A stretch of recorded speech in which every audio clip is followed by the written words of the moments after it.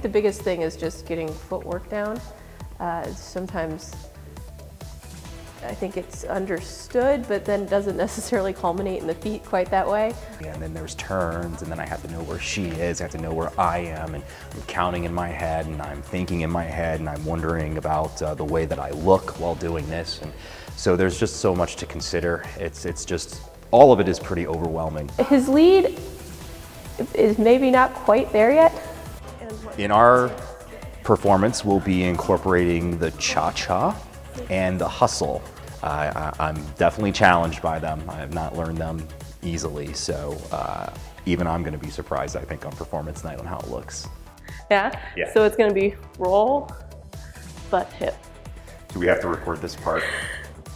This is the best part. Butt, hip? Yeah. Is it just a bump? Or Basically. Is it, you know, a little more J-Lo-y? The butt hip bounce thing, and I think that's going to knock people out. That's going to be pretty nice. So basically, I'm doing all the spinning here, and you're just walking in a circle. I'm just walking in a circle. When you put it like that, how can I lose?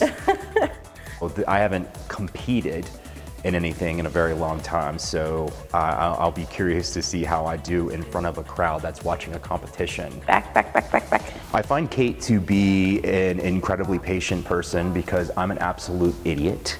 And she has handled that with grace and great patience, and it's been really remarkable because, you know, she'll do these moves and she looks great doing them, and then she'll ask me to do them, and I look like a complete buffoon.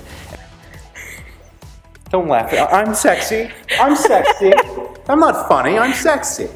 I think you're looking at the two champions of this competition.